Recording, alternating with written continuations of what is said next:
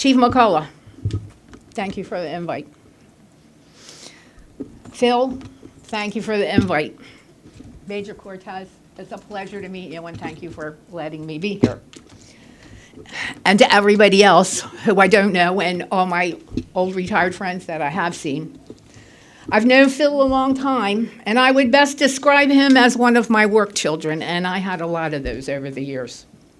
More than likely, other than the chief and Phil, I didn't think I'd see very many people I knew here today, so I'm glad that all the retirees are here.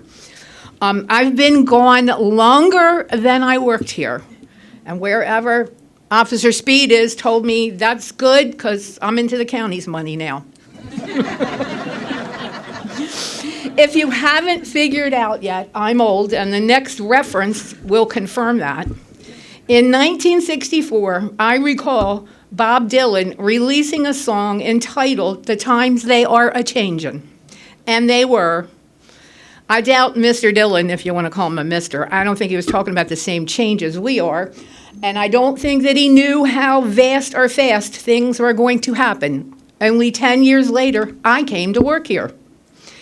Change is the act of making something or someone different or improved. It pushes us forward. It's a good thing, yet sometimes it's very hard to do, and many will resist it. Communications, computers, and women are on the top 10 list of the most changed things in the last 50 years. The police department has certainly scored big in those three areas. Many of the bigger changes arrived after I retired. And Colonel Robinson went over a lot of things, but when I left, there was 2 computers in the station, the secretaries, word perfect, that everybody was hoping to type on so they didn't have to use the typewriter. To those of you who work here now, you cannot comprehend or appreciate the advances you have without, in the words of another 60s song, because that's where I'm stuck, look behind from where we came, the history. It's important because time has proven some part of the past will resurface. It is a circle game. There's a reason I think that they put me right after Colonel Robinson, not because I work for him. It's not a Woodlawn conspiracy, because we had a few of those things going on over there. But April 11th is today, 4 more days, and it would be my exact 50-year anniversary date. April 15th, 1974, females in law enforcement were very new.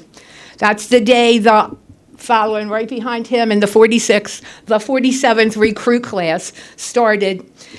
There were females hired as patrol officers in his class. My class was the second. Prior to that, the ladies who were hired as policewomen, and the ones I recall being around then were Detective Linda Busick in sex crimes, Corporal Mary Price in detectives, the third, who everyone later knew as Major Pat Hanges of the Juvenile Division, and I have a vague memory of a name, somebody older than me here, help me out, of Helena Todd. The 47th recruit class had 52 recruits, 6 females, and 1 was me. And to this day, I'm still proud that the number 1 and 2 ranking at graduation was 2 of the females. It was a very new thing then. I can distinctly remember my final interview at the old headquarters building where your jail is. It made a lasting impression. Colonel Rockenball had to be at least 7 foot tall. And he asked me, would you be afraid to learn how to shoot a gun? And I politely said I didn't think it was an option. I thought I would have to. Clearly, everyone was a little unsure of what to do with us girls then. But it all worked out, and it was accepted well. I was looking for a job involving people, a career with room to advance. It wasn't a woman's lib thing, and my motto was I was always a cop first. I just happened to be a girl, and I think I lived up to that pretty well. After spending 6 years working in a small office with a lot of numbers, the inviting starting salary, and they hadn't got to Chief Enzer's rate yet, was $9,600. And that was a very big raise for me. Discrimination, harassment, those terms didn't exist in 1974 like they do today. Was I teased, initiated, tested, watched more closely? You betcha, and it made me a better person. My thanks are always to my training officer and that first shift I had. They made me who I became. I have never forgotten those first days or years, and Woodlawn became my home. Of course, the department had something new. They had firsts, and they wanted to put everybody out in front. Officer Speed can remember it had to be 1975 because he knows when he came on. There was the promotional pictures, and they're quite humorous now. If you haven't seen Officer Speed and I on the wall in the museum in front of antique cars, please make sure you see it. It's pretty funny. And we repeated that today. We got our picture taken together in front of a very new police car in the circle. Chief McCullough, I am sure today's recruiting shots with you with 20 females works a lot better than Bob and I. Since Detective Crumbacker contacted me, we shared a lot of stories, a lot of memories. Phil, once again, used all his training knowledge and experience and expertise and his interrogation finesse, and somehow conned me into rewriting my 125th yearbook article for the 150th. He won, he wore me down, just like he's done to many suspects through the years. I had many, many various assignments, and I had opportunities to do things not everyone would get to do. I was able to learn very many aspects of law enforcement and got promoted twice. I got to do some new, different, inventive, creative, and crazy things during a changing time. The colonel over there had a dream one time, and then it ended up into lots of pizzas and 1,000 hot dogs, and he got his dream come true. A great deal has changed since I started my career. Amazing changes, all moving forward, yet sometimes great change causes other areas to be neglected. Lots of modernization over the years has affected the human aspect of policing and the world too. In 1974, even though weakened some by 1998 when I retired, there was still a certain kind of respect for police and the laws. Today, so many people think the laws are for everybody else, not for them. I was raised to respect and obey police officers, and if there were issues to address them in a proper manner, not by defiance, disobedience, or disrespect. And if we had more time, I could tell you that in my father's words exactly.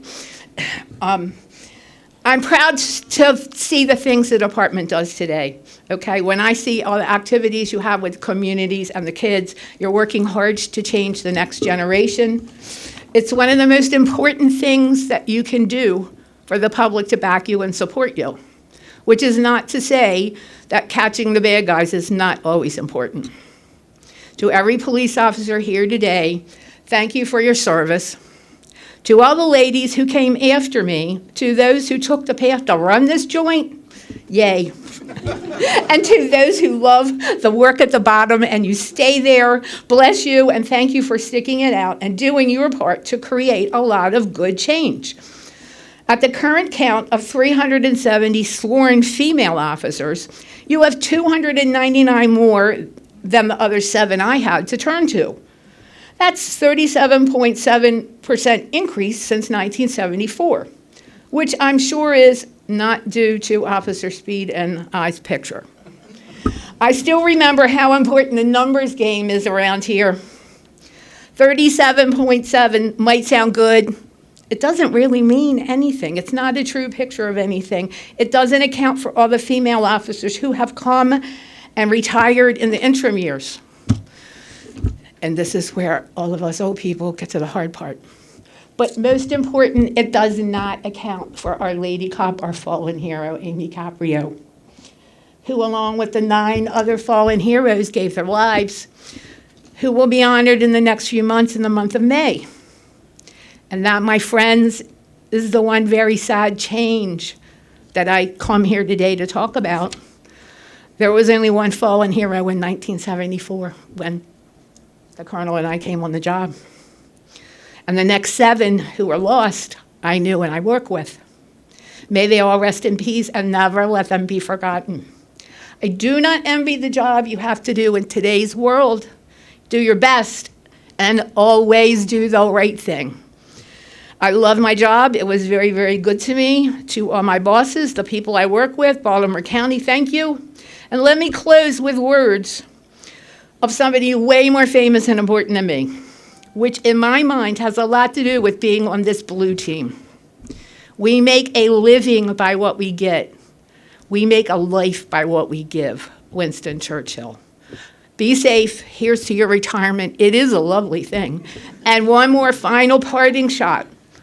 Colonel Rogers, to you, a special thank you for the corporal to recruit advice. I think I listened. I'm still up here running my mouth today, all these years later. He told me when I left the academy, get known, let them know who you are, girl.